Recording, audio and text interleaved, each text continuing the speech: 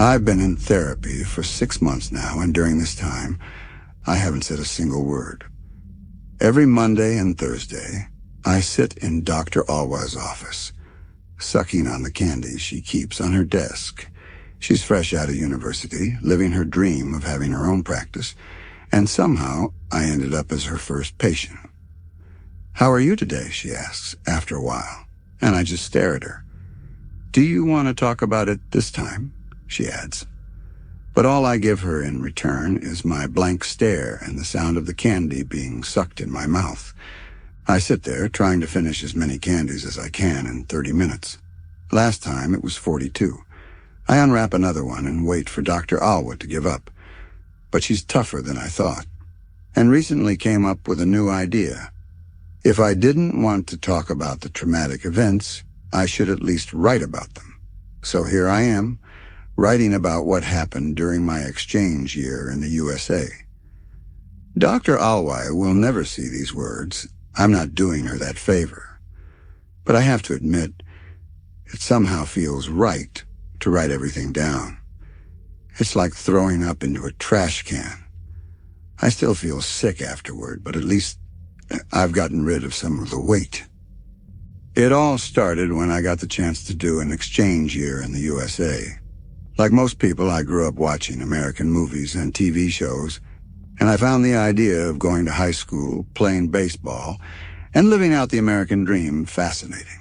So I applied for the program, did a few interviews, wrote an essay titled "I Have a Dream," and was accepted, not least because my father generously donated a large sum to the school association. Well, with money you can buy dreams. My mother, as usual, was worried. The loose gun laws, all the school shootings, and the political situation that was tearing the country apart all concerned her. At the time, I convinced her it wasn't as bad as she thought. But looking back, I have to admit she was right.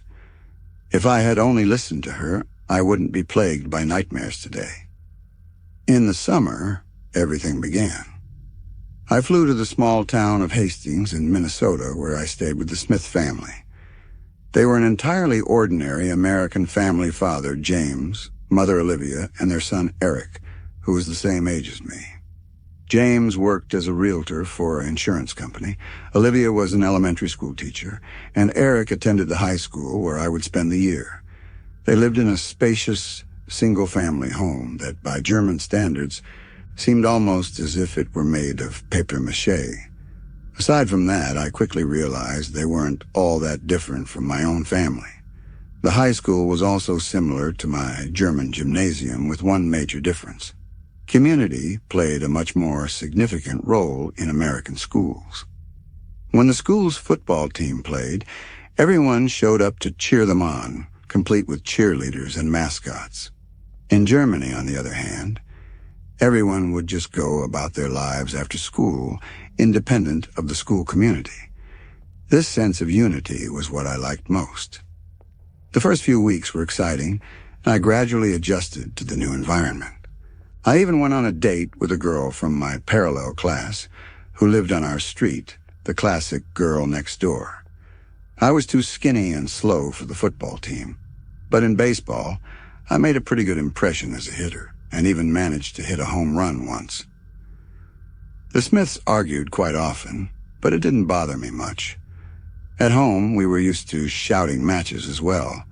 Even though my English was improving, I still couldn't quite catch everything they were arguing about, and Olivia would complain that James wasn't taking his heart medication and was eating unhealthily. One time, after coming back from a business trip, she found burger sauce on the corner of his mouth and made a scene. James turned bright red, and for a moment, I honestly thought he might have a heart attack right there. But the main source of attention was their son, Eric. He really made life difficult for his parents. When I first arrived, he showed me to my room and casually mentioned that the toilet wasn't working, so I should just use a bucket under the sink instead. I didn't think much of it and did as he suggested, until James came over, looking confused, and asked if this was some kind of German custom not to use the toilet. Another time, Eric took me to the garage and showed me his dad's gun, a Beretta 92. It was the first time I had ever held a gun, and it felt surreal. In Germany, that would have been unimaginable, but for Eric it seemed perfectly normal. "Want to shoot it?" he asked with a strange grin, watching my unsure reaction. Then he laughed and put the gun away. Another point of conflict was Eric's desire to get his motorcycle license. There was an old bike in the garage that his uncle no longer needed, and Eric wanted it. He could have it, he said, if his parents allowed it, and if he got a license. Of course, James and Olivia didn't approve. His mother argued that it was too dangerous, which seemed a bit hypocritical, considering the loaded gun in the garage. They argued about it for a long time until Eric eventually lost interest in the bike and gave up. The day it happened, the day I find so hard to write about, was a clear summer day. The night before, I had been sick and had to stay home while Eric went to school. It was probably just a mild stomach bug. By the afternoon, I felt better and helped James in the garden while Olivia prepared dinner. It was a Tuesday, and Eric had football practice, so he was usually home by 5 p.m., but he didn't come back, and he didn't answer his phone. We ate dinner without him, and I could feel Olivia's growing anxiety. "He'll be home soon," I said, trying to calm her, though I didn't truly believe it myself. What happened next burned into my brain like corrosive acid. And every time I close my eyes, I see the door slowly open and a figure enter the living room. It took me several seconds to realize that this something was Eric. His face was covered in blood, his right eye was hanging loose from its socket, and the lower part of his left arm was missing. But what still haunts me in my nightmares to this day, and what Dr. Alway would consider the reason for my post-traumatic stress disorder, was the fact that Eric no longer had any feet. He merely stumbled around the room on his leg stumps. I can still hear the sound his bones made as he staggered across the room.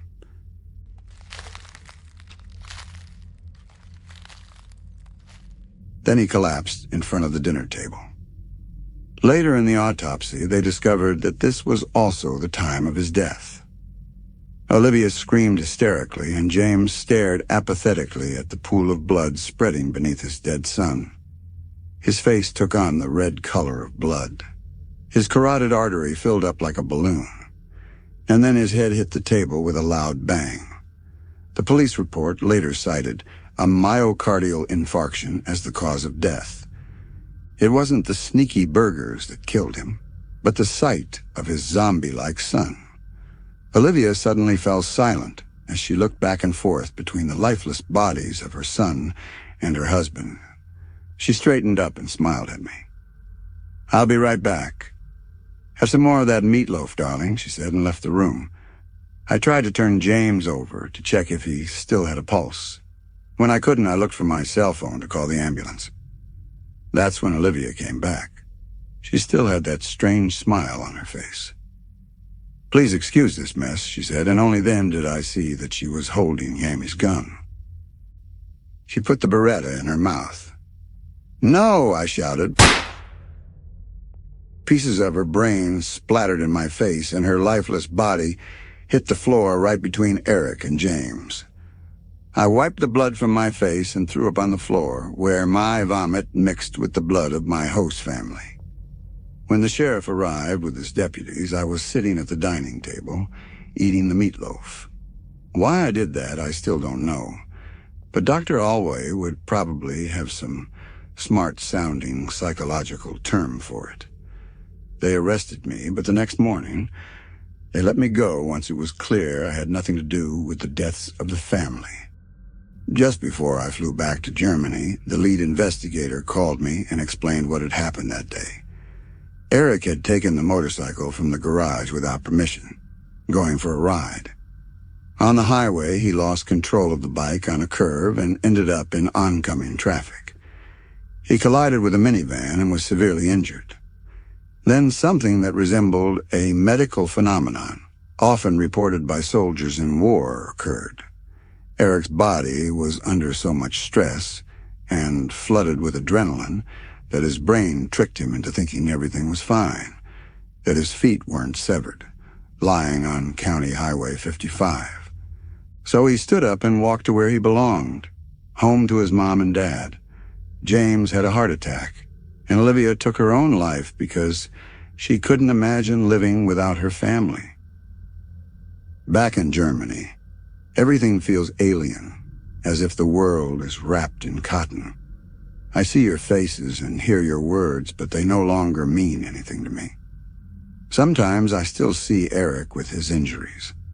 On Mondays and Thursdays, he joins me for my sessions with Dr. Alwa. The path takes longer because Eric, without his feet, moves slowly. I stop and wait for him.